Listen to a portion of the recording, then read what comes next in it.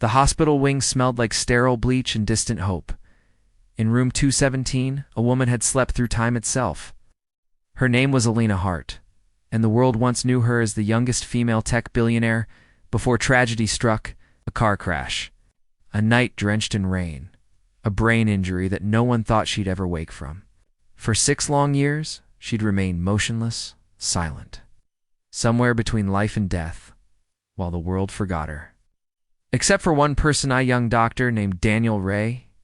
He wasn't the chief of neurology or the head of the ICU. He was just a resident when she first came in, no older than 27. And something about Alina Hart had stayed with him, even though she had never spoken a single word to him. Every morning he would check her charts, talk to her softly, even when the nurses rolled their eyes, and even on holidays he brought flowers. "You're still someone," he would whisper to her, brushing her hand with his fingers like a promise, even if no one else remembers.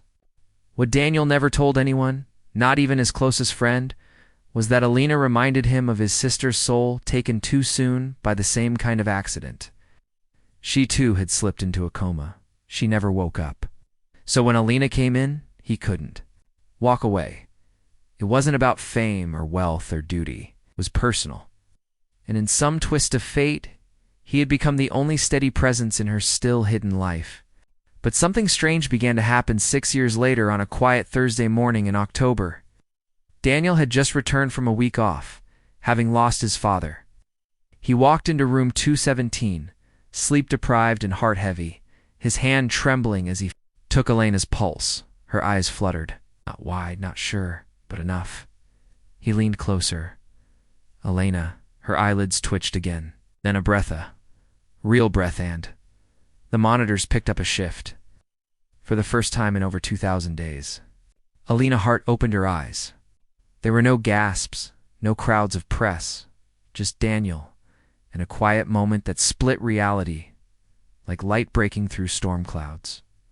She blinked, disoriented, and the first thing she whispered, barely audible, was, "Who are you?" And Daniel, stunned yet composed, said, "Someone who never gave up."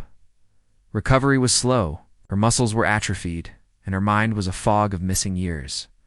Technology had moved on without her, her company sold off by the board, her once celebrated name now a whisper in startup circles. The world she had built had moved on, and yet Daniel stayed. Every session, every walk, every painful stretch of memory, he was there. He became more than a doctor, he was her anchor. And as her speech returned, so did the sharp wit and curiosity that once built empires. She wanted to understand what happened to her, why she was alive when so many others weren't. Daniel explained her case without drama, just compassion. And she noticed, in a world where people had once clawed at her for fame, money, and power, this man had stood by her when she was no one. When she couldn't even thank him, she started asking about his life instead. She learned about his late sister, about his father, about why he'd stayed in a field that often left people empty. "I don't know," he once said with a sad smile. "Maybe I just wanted to believe that even in silence, someone is still listening." It struck her deeper than she expected. He hadn't saved her out of obligation. It stayed because kindness had become his rebellion in a world growing colder. Over time, she no longer saw him as the doctor who kept vigil, but as the man who'd shown her what real humanity looked like. But one night changed everything. She overheard 2 nurses talking outside her room. "You know he gave up a fellowship in Boston to stay here after she was admitted, right?" One said, "Crazy. All that for someone in a coma." Her heart stuttered. He never told her that. It wasn't just about duty. It was a choice, a sacrifice. The realization hit her like thunder. Someone had truly believed in her, even when she was nothing more than a silent body in a bed. She cried that night for the first time since waking, not out of pain or fear, but gratitude. And something new, something that terrified her. Affection. A bond beyond anything she'd ever experienced in her cutthroat past. And she wondered, was it possible to fall for someone you had only ever seen through half-open eyes and kindness alone? Was it fair to love a man who had never asked for anything in return? As she slowly walked out of the hospital for the first time, aided by Daniel's steady hand, cameras finally found her. The world gasped at the billionaire's return. But Alina only looked at the man beside her and whispered, "They all want to know how I woke up, but you're the real reason I did." And Daniel, humble, stunned, just smiled. Because he knew that sometimes the most powerful moments happened when no one was watching. And for the first time in her life, Alina Hart didn't feel like a product or a power player. She just felt human. The days that followed Elena's re-entry into the world were both dazzling and disorienting. Paparazzi camped outside the hospital. Former friends, board members, and estranged relatives reached out, some weeping with joy, others sniffing for opportunity. The woman they had long presumed dead was now very much alive, walking barely back into a life she didn't recognize. And yet, with every exhausting moment, every stiff interview, every synthetic smile, one person kept her grounded. Daniel. He wasn't in the papers or the photos. He didn't want to be. But Alina sought him out constantly. Not because she needed help anymore, but because something in her heart shifted every time she heard his voice. There was no agenda, no pretense. Just a man who had believed in her humanity long before the world remembered her wealth. That contrast carved something deep in her, clarity. The life she once lived, with its tech conferences and billion-dollar deals, now felt like a performance she had long since stopped believing in. One evening, Daniel found her on the rooftop of her private rehabilitation center, staring out at the city skyline. The wind played with her hair, and for a second, she looked more like a college student than a fallen empire. "You ever feel like your old life belonged to someone else?" she asked, not turning around. He sat beside her on the cold bench. "Every day since my sister passed," he replied gently. Silence lingered, but it wasn't empty. "Her name was Rachel, right?" Lena asked. He nodded. "She was my best friend. She used to say that healing wasn't about going back to who you were, but becoming someone new who could carry the loss better." Alina closed her eyes. "I don't remember the accident. I don't remember the night it all ended. But I remember that the last thing I truly cared about wasn't anything I owned. It was my dog, Charlie.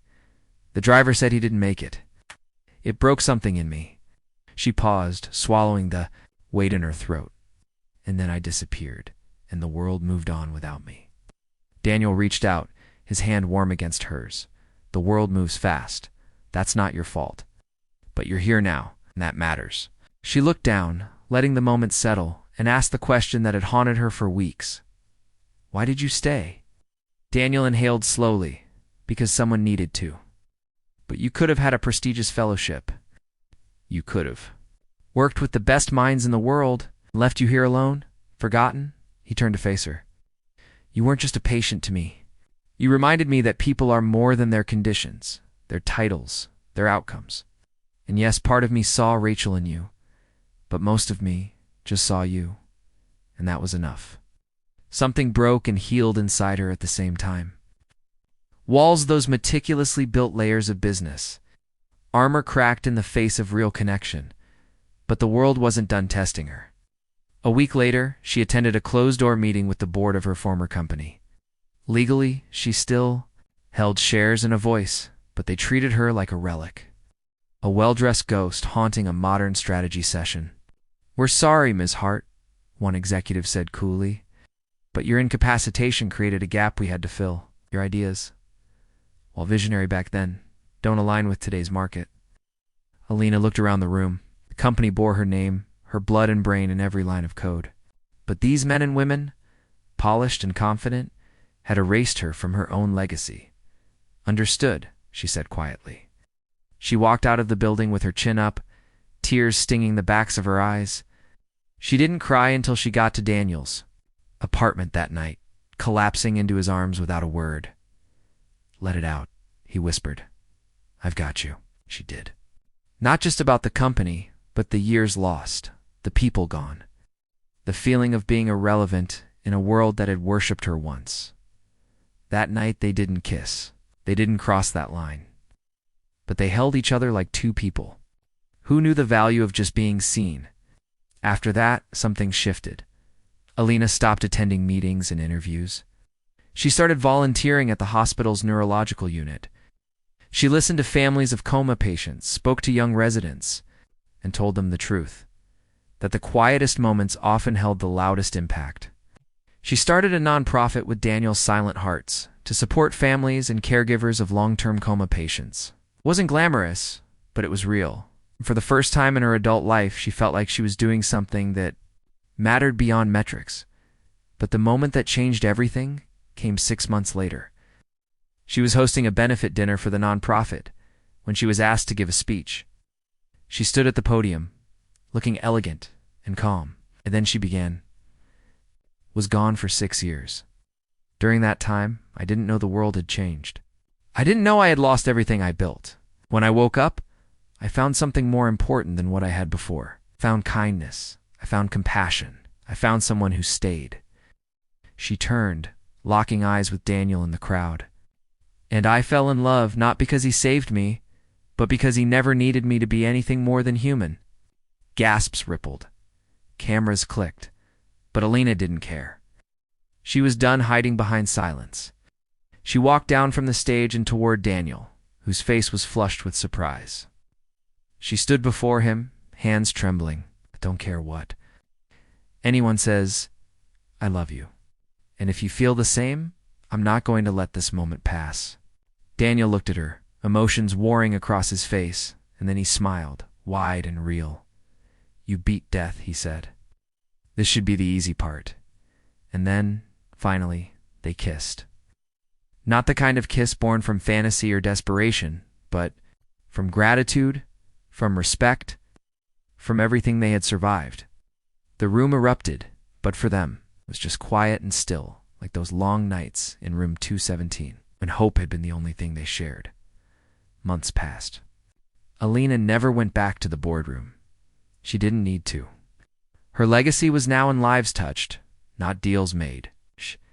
She and Daniel continued building Silent Hearts, and eventually opened a rehabilitation clinic for underprivileged patients, naming it the Heart Center for Hope. She would often visit the rooftop where it all began, and sit quietly, watching the wind stir the trees and whisper things only she could understand, and every now and then, when the sunset hit just right, Daniel would come up behind her, wrap his arms around her waist, and remind her, you're still someone. You always were.